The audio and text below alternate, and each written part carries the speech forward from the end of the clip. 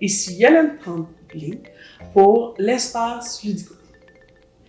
Aujourd'hui, je vous propose de vous parler de 2 dimensions et de 3 dimensions. La vision en 2 dimensions, le dessin, une feuille de papier. 3 dimensions, les blocs. Puis ensuite de ça, il y a des jeux avec lesquels on peut jouer avec ça. Quand ils sont tout petits, là, ils vont développer naturellement avec des blocs, par exemple, des toutous.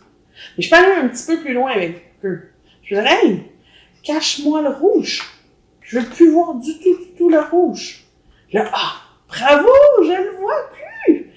Quand j'y arrive comme ça, avec des petites devinettes, il comprend que si je regarde autrement mon jouet, je pourrais le voir ou je peux ne pas le voir. L'enfant, il apprend en même temps qu'il existe quelque chose qu'il ne voit pas. C'est le fun de faire ça, puis après ça, c'est plaisant aussi de juste s'amuser avec les blocs avec eux, de prendre le temps de jouer avec eux. Ils vont voir que nos constructions puis leurs constructions ne seront pas pareilles. On peut jouer vraiment longtemps là, avec des blocs comme ça. Il y a d'autres fois aussi, on veut qu'ils se posent les questions. Comment placer mes choses? Il y a des Smart Games, une collection, qui vont proposer des défis. Donc, par exemple, de s'arranger pour que les 3 dinosaures. Ici, ici, il y a une perception 2D. Hein, c'est en 2D qu'on va placer. Mais il y a aussi quelque chose que je perçois avec mes mains qui font plus l'idée du 3 dimensions. En même temps, j'ai un côté logique, stratégique avec les questions qu'on me pose. Donc, comment placer? Est-ce que je le place comme ça, pour répondre aux besoins de la question? Ce qui est bien avec les Smart Games, il y en a d'autres collections aussi, c'est que les questions évoluent. Donc, je vais de vert vers le jaune, vers le rouge pour les experts. Puis je pense qu'il y a même une couleur spéciale après, blanc. Et non, il y en a qui ont du mauve. Ah oui, il était là. Il était juste caché. Qui, ici, il l'appelle Master, mais il y en a qui vont l'appeler Expert. Il y a d'autres noms là, qui vont être donnés selon le jeu. Et... Ça, c'est un jeu qu'on joue seul. Il y a aussi moyen de travailler le 2 dimensions avec un jeu qu'on joue à 2, comme Blocus se joue à 2, 3 ou 4.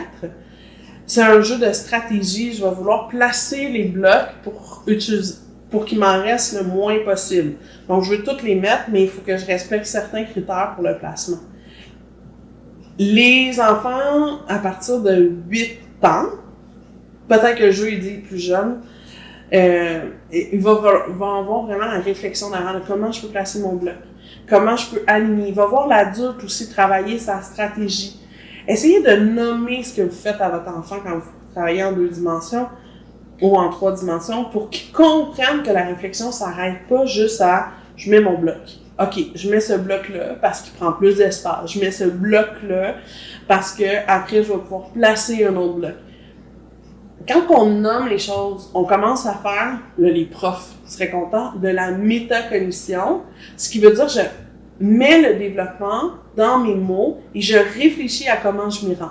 Ça aide l'enfant à se rendre dans la réflexion et dire « OK, quand je suis sur une feuille, je fonctionne comme ça. » Évidemment, l'autre penchant ici, qui est un jeu qui est de même type, avec la réflexion derrière, qui s'appelle « Inverser », il va falloir que je réfléchisse comment mettre les blocs et clairement, là, il y a du 3D, de la manipulation.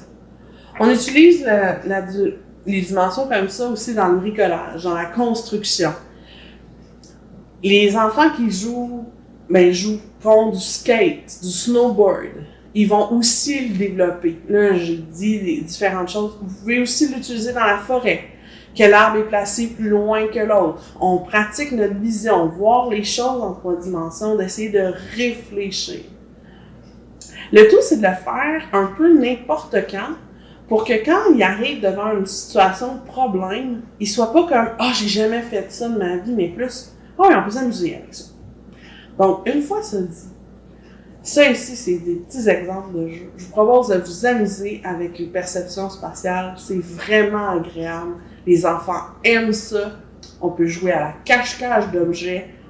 Et tout ça dans le plaisir, dans le bonheur. Puis je vous souhaite une belle journée. Merci.